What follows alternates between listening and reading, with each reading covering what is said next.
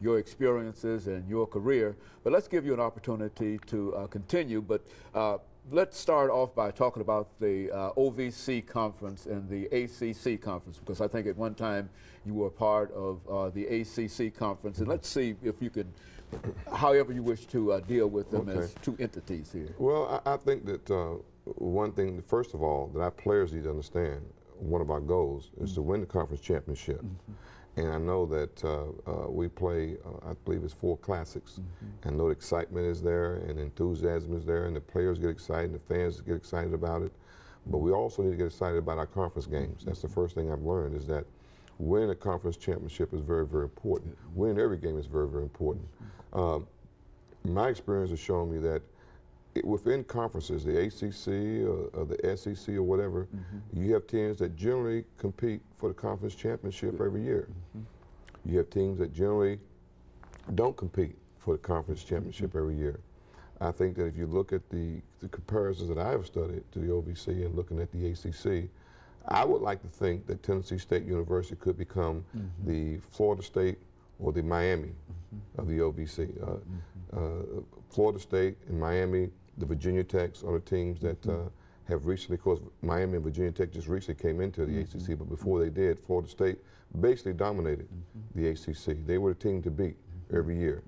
And when you become the team to beat, what our players are going to have to understand, just like in the ACC and OVC, is that when you play every week a team in your conference, you're going to get their best shot. And our players need to understand that. You can't afford to have an off week. And it's the same thing in every conference you go in. If you're the top dog in that conference, if you're the team that preseason everybody's saying is going to win, then it doesn't matter. You have to understand that even the team that's in last place, when they play you, you are going to get their best shot. They're going to play their best game of the year. You're their rival. You're the team that they got to beat, because they can lose 5 games and beat you because you're supposed to be top dog, and boy, we had a great season. So our players need to understand, first of all, we've got to win and become that top dog. You know, I want to become the top dog in the OVC. I want to be the team that the other teams say, hey, we got to beat them if we want to win the conference championship. And I think that as far as the level of competition, you know, there are a lot of Division I players in the OVC. I've watched tape. You know, we've got some on our football team right here. And there's even though the conference may say OVC or ACC, there's a high level of competition in both leagues. Very good.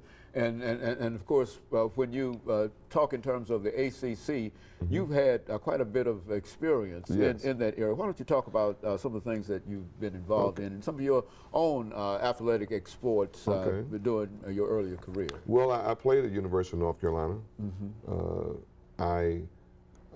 When we came in as freshmen, I think our varsity was 0-10 or 2-8. When we left as seniors, we were ACC champions. So I was part of a program that you came in was not very good and saw what it took to build it. And when I left, we were ACC champions in 1971-72. We played in the Gator Bowl against Georgia. I was voted the most valuable player in the Gator Bowl.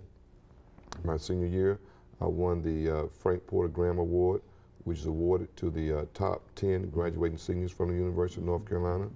I won the Brian Piccolo Award, which was given to the most courageous player. I had an injury, serious injury before the season started, and came back and played from that. The one thing I think that I've been very blessed with as far as coaching and the opportunity to win is that I've had some excellent coaches that I've coached under. And I've coached at some excellent schools. I came back coaching at the University of North Carolina, alma mater, and from there I went to the University of Florida. And the head coach there was Doug Dickey, who was a head football coach at Tennessee, University of Tennessee, and also the athletic director most recently at the University of Tennessee. And I learned a lot of things from Coach Dickey. From there I went to the University of Kansas. From there I went to Colorado with Chuck Fairbanks, who was coaching the pros with the New England Patriots, and he came to Colorado.